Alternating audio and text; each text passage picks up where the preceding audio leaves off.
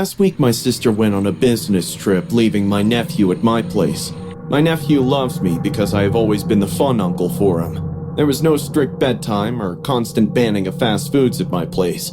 We had a fun week, and on our last day together, we decided to go to McDonald's for burgers. When we reached, the first thing that caught my mind was how busy the restaurant was. I placed the order and picked up the food. Just then, my nephew pointed to a seat where a middle-aged man was also sitting. I didn't think much, and we sat down. There was a long-cut mark on his right cheek that appeared pretty fresh. Happy Meal, huh? Let's see what toys you got. Ricky looked at me with timid eyes, and I nodded at him. He showed his Minion toys to the man. The man took a keen interest in the toys, which gave me weird vibes.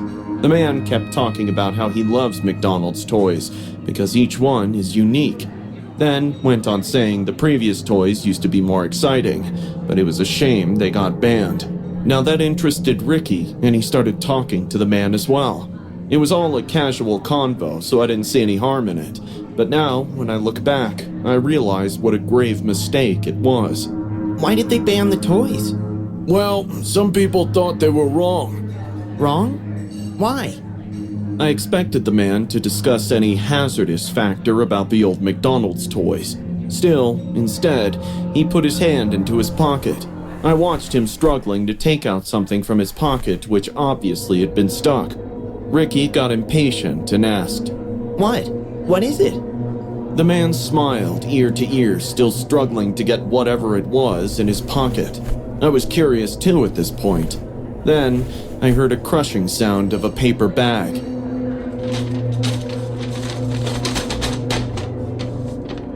The man took out this paper bag, which had something inside. He placed the bag on the table and pulled out this bizarre McDonald's toy, shaped like a jellyfish. Its droopy tentacles, human-like face, and oddly fixed grin violated the lines between kids' meal fun and explicit intent. Its translucent dome head only added to the alien horror, making it weirdly memorable and slightly disturbing. Isn't it amazing?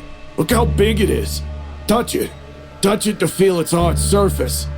Now here I had to put a stop. The implication of the toy and the man's sarcastically chosen words made me understand his evil intention. This guy is sick. My face turned red in embarrassment, and in a low but strict voice I said, "Excuse me, I don't think you should talk to my kid like that."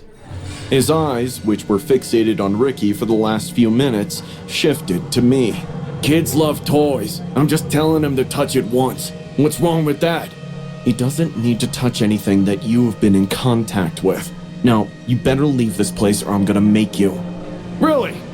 He leaned slightly closer to my face and said, What are you gonna do? Ban me from McDonald's? I was on the verge to beat the crap out of him, but he got up and left.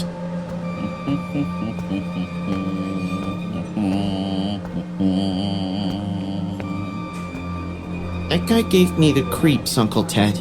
Me too. Let's go home. We'll eat in the car. I was fuming with rage. On our way to the exit, I informed the McDonald's employee about the guy, but she brushed it off, saying creeps are all over the world. We got in the car and were about to drive away, when suddenly, a big hand stomped on my window. It was him, again. Ricky screamed in terror. Without opening the window, I cussed him and told him I'll go to the cops right now, but none of my words created any worry on his face. Instead, he took out the jellyfish toy and gave it a big lick from bottom to top.